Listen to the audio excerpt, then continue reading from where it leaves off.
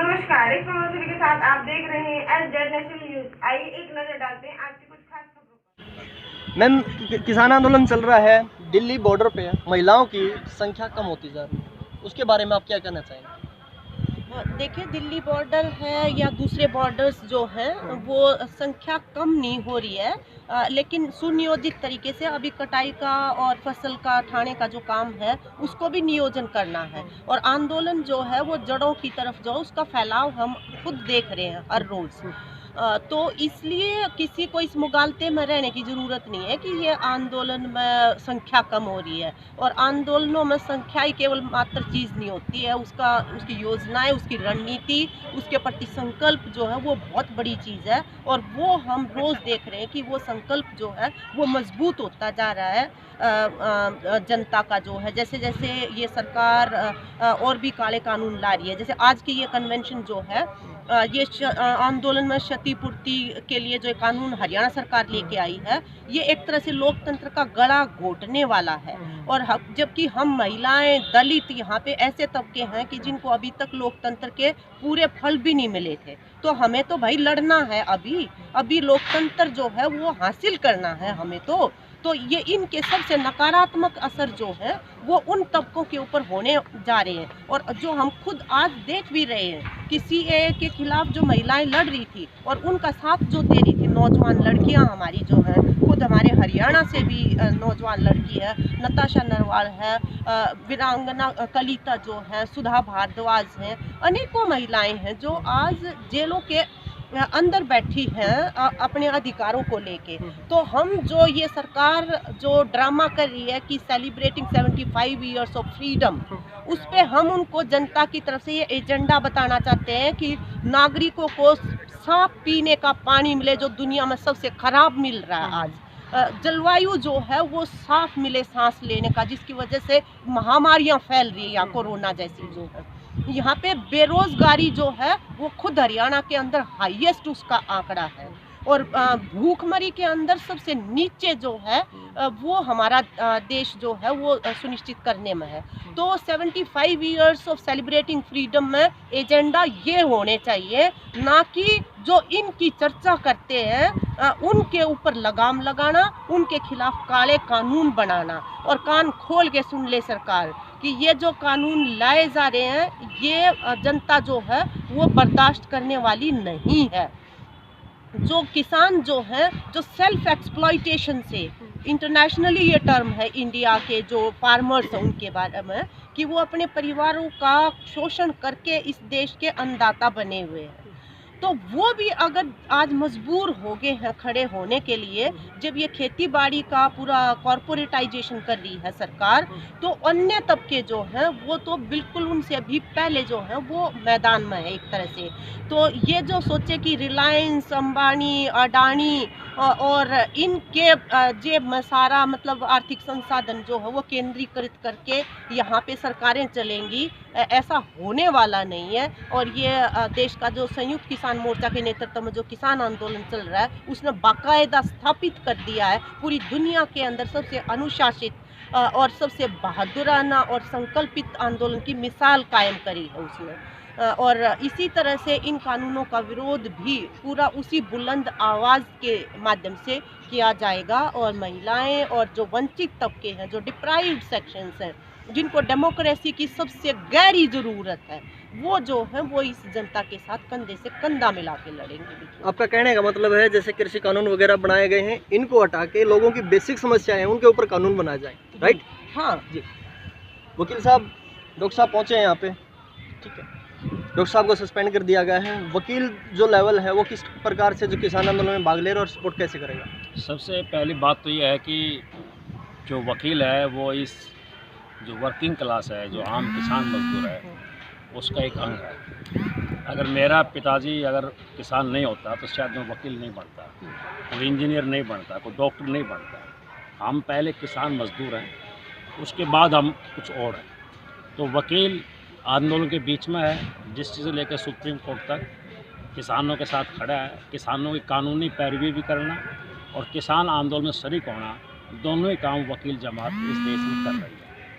रही बात कानून की, ये सरकार आंदोलन से डर रही है। बेसिक बात यह है, आज़ादी आंदोलन में एक तरफ भगत सिंह हुआ, खुदीराम बोस हुआ, करतार सिंह सराभा हुआ, उधम सिंह हुआ, ये किसान आंदोलन उस परंपरा को आगे बढ़ा रहा है। और आज़ादी आंदोलन में सावरकर हुआ, बीजेपी उसकी प्रतिनिधि करती है, जो अंग्रेज़ों से माफ़ी मांग करके और आंदोलन के खिलाफ थे वो अंग्रेज़ों के तलवे चाट रहे थे।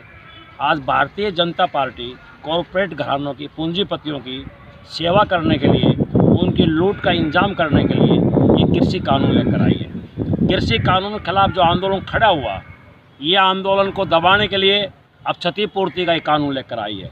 आप मेरी बाइट ले रहे हैं, इस कानून के तहत आप भी जिम्मेवार हो गए। हम 3 आदमी यहाँ खड़े हैं, यहाँ से एक आदमी जो अम्बाड़ा से आया है और पुलिस ने किसी एक खचड़ा बस को आग लगा दी है। पुलिस करती भी यही है, आंदोलनकारियों के ऊपर हमेशा झूठे मुकदमे बनते हैं। आज से नहीं, अंग्रेज़ के ज़माने से ये चलता आ रहा है। और कहा कि इस अमुक आदमी ने आग लगा दी है, तो हम यहाँ खड़े हैं और आप हमारी बाइट ले रहे हैं, आप भी सहयोग कर रहे हैं इस बात को। तो इसलिए आप भी इस FIR आपके ऊपर भी दर्ज होगी और क्षतिपूर्ति आपको भी देनी पड़ेगी। इस कानून को इस तरह का दायरा बना दिया, चाहे उसको ले लिया जाए, चाहे उसको शामिल करके उसको बंद कर दिया जाए। ये सरकार जनतंत्र से, आंदोलन से डरी हुई सरकार है। इनके पास जनता की समस्याओं का समाधान नहीं है। अब ये आंदोलन के कानून के मार्फत गुरगुरी दिखा करके, थोड़ा ये दिखा करके ये आंदोलन ख़त्म करना चाहते हैं। अंग्रेज़ ने भी यही किया था। जब वो ट्रेड डिस्प्यूट बिल लेकर आए, पब्लिक सेफ्टी बिल लेकर आए, तो भगत सिंह ने असेंबली में फेंका था। अंग्रेज़ ने जुल्म किया तो खुदीराम बोस पैदा हो गया था, प्रफुल्ल चाकी पैदा हो गया था, उधम सिंह पैदा हो गया था। इस आंदोलन में हज़ारों भगत सिंह पैदा हो चुके हैं, खुदीराम बोस पैदा हो चुके हैं और ये आंदोलन अपनी मंजिल तक जाएगा। देश की जनता जाग चुकी है, किसानों ने जगा दिया है पढ़े लिखे लोगों को। इस आंदोलन की सबसे बड़ी खूबी है। डॉक्टर साहब, वकीलों का इतना साथ मिल रहा है, कहीं ना कहीं गर्व महसूस हो रहा है आपको? बिल्कुल गर्व महसूस हो रहा है। और जैसे कि अभी वकील साहब ने कहा कि ये एक बड़ी बात हमारे उम्र के लोगों में जो 50 के आसपास हैं, उन्होंने बड़े आंदोलन अभी तक देखे नहीं थे और ये सोचा करते थे कि क्रांतियाँ तो पढ़े लिखे लोग लाएंगे, क्योंकि वो कानूनों को जानते हैं, वो प्रावधानों को जानते हैं। लेकिन बड़ी बात है कि यहाँ पे मजदूर और कमेरे और किसान ने ये एक ऐसा आंदोलन खड़ा कर दिया है जो हम इतिहास की किताबों में ही पढ़ते थे। एक बात और मैं आपकी इंक्लूड करना चाहूँगा, जो सरकारें भी फैला रही हैं, आपने भी सवाल पूछा जगमती जी से कि संख्या कम हो रही है। ये संख्या कम नहीं हो रही है, असल में बढ़ रही है। पहले शुरुआती दिनों में केवल बॉर्डर के ऊपर लोग जाके बैठे थे, वहीं पे कनात लगी थी, वहीं पे खाने के लंगर थे। अब आप देखें, मैंने करीब 6 डिस्ट्रिक्ट पूरे घूमे हैं। MP घूमा है, हिमाचल घूमा है, राजस्थान है, हरियाणा है, दिल्ली है, मध्य प्रदेश है। वहाँ पे लोगों के जमावड़े अगर आप देखेंगे तो एक जगह 10-10 हज़ार लोग बैठे हैं। तो लोगों को अब बैठक अपने नज़दीक मिल रही है और ये धीरे धीरे जो एक जगह लोगों का जमावड़ा दिख रहा था, अब ये पूरे देश के अंदर फैल रहा है। तो कुल संख्या की बात करें, संगठनों की बात करें, लोगों की बात करें, तो आंदोलन स्वेल कर रहा है, बढ़ रहा है। लेकिन सरकार वहाँ के कुछ टेंटों के फोटो लेके, वो भी सुबह, क्योंकि हम तो उसके भुगत भोगे हैं, हम सो के नहीं उठे टिकरी पर, और वहाँ खाली उसके लेने के लिए सरकारी जो मीडिया है खाली टेंटों के फोटो लेकर पूरा दिन चला रहा है कि देखिए टेंट खाली हो गए। तो ऐसी कुछ नहीं है, दुष्प्रचार फैलाया जा रहा है। खासकर जो आपने पूछा कि वकीलों की जो आपको समर्थन मिल रहा है, मैं कहता हूं कि वकील किसी भी आंदोलन के अंदर, आप पिछले आंदोलन उठाइए, वहाँ पे जितने बड़े आंदोलनकारी थे उनमें से मैक्सिमम ने लॉ कर रखा था, इंक्लूडिंग गांधी जी। तो वकील क्योंकि सरकार के दाव पेच को अच्छे से समझता है। देखिए, सरकार जो है चाशनी में लपेट के कुनेन खिलाती है लोगों को। अंदर कुछ और होगा, ऊपर लिखा होगा कि पब्लिक प्रॉपर्टी की क्षतिपूर्ति के लिए आम लोग, और सरकार इसको भुनाएगी कि देखिए आपकी प्रॉपर्टी की उसके लिए लाए हैं। लेकिन उसके अंदर क्या छुपा है, ये वकील लॉबी जो है वो पढ़कर बताने का काम करती है, और वो बहुत अच्छे से रोल अपना निभा रही है, और वो हैं तो हम उस हौसले से लड़ पा रहे हैं। सुरेंद्र जी, किसान आंदोलन चल रहा है, सुनने में आया कहीं ना कहीं राजनीति हो रही है, क्या कहना चाहेंगे इसमें? ये किसान आंदोलन जो हो रहा है वो एक राजनीति के खिलाफ ही तो हो रहा है। जो एक काले कानून जिसको कहा जा रहा है, ये काले कानून किसने बनाए? एक सरकार ने, जो एक राजनीतिक पार्टी की सरकार है। उस राजनीतिक पार्टी वो किसी के हितों को संरक्षित कर रही है, बड़े कॉरपोरेट अडानी अंबानी। तो अडानी अंबानी के हितों को साधने के लिए देश की खेती को, कृषि को आज उनका बंधुआ बनाने की जो अगर राजनीति करेगा, तो इसका विरोध राजनीति है तो क्या करनी नहीं चाहिए? क्या ये राजनीति गुनाह है? बिल्कुल, हम इस राजनीति को हम करेंगे। ओके। जनसंख्या लगातार घट रही है जैसा देखने में आया है, ठीक है। कल जनसंख्या जो आंदोलन में जो लोगों की संख्या है, या कुछ बोल रहे हैं कि खेती का काम चल रहा है इसलिए संख्या, क्या वास्तव में ऐसा है? वो लहरा जी ने भी आपके सामने रखा है और ये देखने वालों की नज़र के ऊपर है। शुरुआत में ये कहा गया कि सिर्फ पंजाब के लोग हैं जो आए, फिर कहा गया कुछ हरियाणा के भी लोग हैं, फिर इसके बाद कहा चलो कुछ यूपी के भी हैं। आज ये पूरा देश एक आंदोलन का रण क्षेत्र बन चुका है। हरियाणा में आज वो सिर्फ वो बॉर्डर दिल्ली नहीं है, कोई टोल प्लाजा देखो, डिस्ट्रिक्ट हेडक्वार्टर्स हैं, अनेकों सेंटर्स हैं जो आंदोलन के सेंटर बने हुए हैं। पूरे देश के स्तर के ऊपर आंदोलन आज फैल चुका है और सिर्फ किसान ही नहीं, दूसरे तबके भी। आज भी इस कन्वेंशन में अगर आप देखोगे सिर्फ किसान संगठन नहीं है इसके अंदर, इसमें तमाम तबकों के संगठन आज के अंदर शामिल हैं। तो इस किसान आंदोलन को एक बहुत बड़ा विस्तार मिल रहा है। हाँ, अलग अलग समय के ऊपर फॉर्म ऑफ एक्शन का मतलब आपका आंदोलन की किस तरह का शक्ल है वो जरूर चरणबद्ध ढंग से आगे बढ़ती है। तो ये एक पड़ाव है जो इस समय पे कटाई के समय के ऊपर आपको दिखाई देता है। लेकिन अभी जो कॉल दी गई है, आप देखना कि एमपी के ऊपर 24 घंटे का बंद होगा, पुरजोर तरीके से होगा, बड़ी संख्या में लोग उसके अंदर शामिल होंगे। तो किसी भी सूरत में काम भी चलेगा, किसानी का काम भी चलेगा और आंदोलन भी चलेगा, दोनों साथ साथ चलेंगे। कल दुष्यंत चौटाला हिसार में आए हुए थे, ठीक है। वहाँ पे रवि आज़ाद किसान सभा से, ये संयुक्त मोर्चा से, ठीक है, लवकुश दहिया एक लोकल रिपोर्टर हैं, उनको अरेस्ट कर लिया गया। ये कहाँ तक सही है?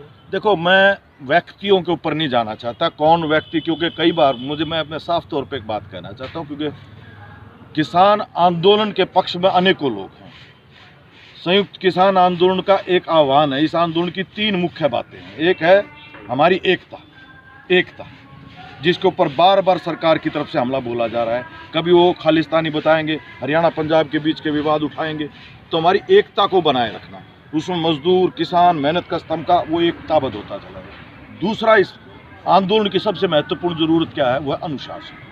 अनुशासन का मतलब क्या है कि आपकी एक लीडरशिप है। संयुक्त मोर्चा एक बड़ा प्लेटफॉर्म है, उसके तहत आपने एक कमेटी बना रखी है, वो फैसला लेती है। वो फैसला लेकर के जो आह्वान करेगी उस सबको लागू करना चाहिए। अगर हर कोई फैसला लेकर के अपने अपने हिसाब से कुछ करने लगे तो यह अनुशासन नहीं माना जाएगा। तीसरी बात है वह शांति, और ये इस शांति के आंदोलन की वजह से, अनुशासित आंदोलन की वजह से हमारे आंदोलनकारियों ने कहा कि हमारा उस समय पे भी कहा था दिल्ली जीतना नहीं, दिल जीतना है, देश की जनता का दिल जीतना है। इसने दिल जीता है।